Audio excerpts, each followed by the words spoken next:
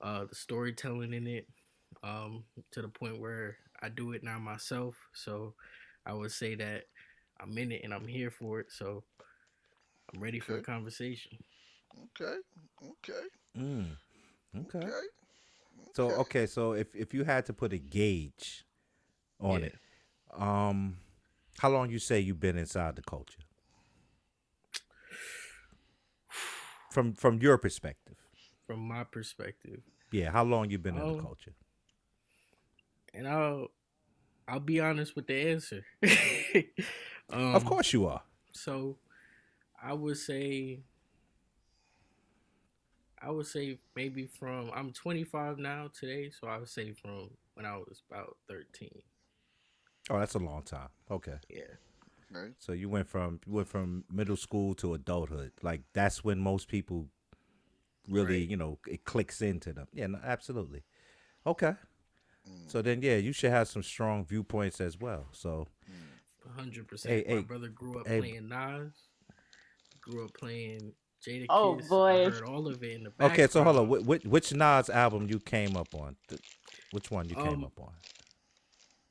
to be honest, the first Nas album I heard was the joint one he did with Damian Marley. Okay. That was a big oh, so you talking about the co album with him and Marley? right, Distant Relatives. Yeah, That one. That's the Okay. first one. The whole that's not a first one bad that I heard from introduction him. though. That's a good. Yeah, I And was gonna then say that. That's a good introduction to the. Yeah. Hmm. because Hmm. also everything he was talking about within that album, my dad had this friend named Jason who played the bass. He would always talk about just everything they spoke about in that album, even all the way tracing back to Ethiopia. Used to get me gifts from Ethiopia, bring it back. So I really connected with that just because of the stories he used to tell me, and then hearing that.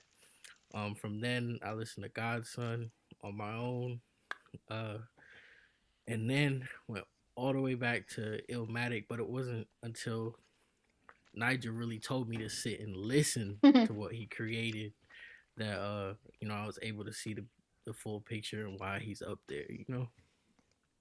Right. Okay. Mm, So we definitely gonna dive in on a piece of that right there because Illmatic got created basically from him as a storyteller and poet. He was a visionary, so he was only speaking on what he saw, what he grew up in. It was street culture, so it was a big deal, and when he wrote the majority, of those rhymes, he was probably about 16, 17 years old.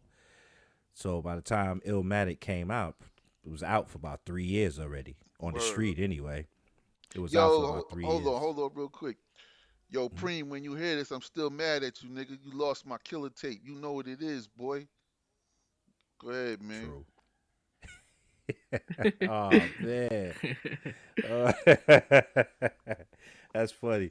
Because I'm gonna tell you, that's another thing. The things that we had to hold on to, back then. So back then it was we had vinyl. First of all, you had to have because there was so many different ways to consume the music. You had to have the vinyl. You had to have the tape, and the CD. Although it was kind of fairly new in '93, you had to have that too. So we would have three things of the same album, and we just had to have it. You had to have two tapes. You had to have one for your vehicle and like one for, when you roaming around walking and stuff like that. So we listened to albums all day. Like I don't know how many times we heard Illmatic, but like seriously, like when it came out, like all right, so we had the songs. The songs was already out there. It was floating around, but when they put it together to put it onto that actual album, you heard the layout Yeah, because of how that. the beats would Yeah, change because a lot of samples didn't get cleared. Because you remember right, on that Nas killer tape, I had it was the Michael Jackson beat on that joint. Because we all thought it was going. right. Cause we thought when the album dropped, that song was gonna be on there, but the beat changed. It was a Mm-hmm. different tape because before that was a Michael Jackson sample on there. So Well, come to find out, like since he didn't own his masters, Mike was like, I'm not going to clear the sample, mm, because Michael Jackson was big on that. Yeah. Rest in peace.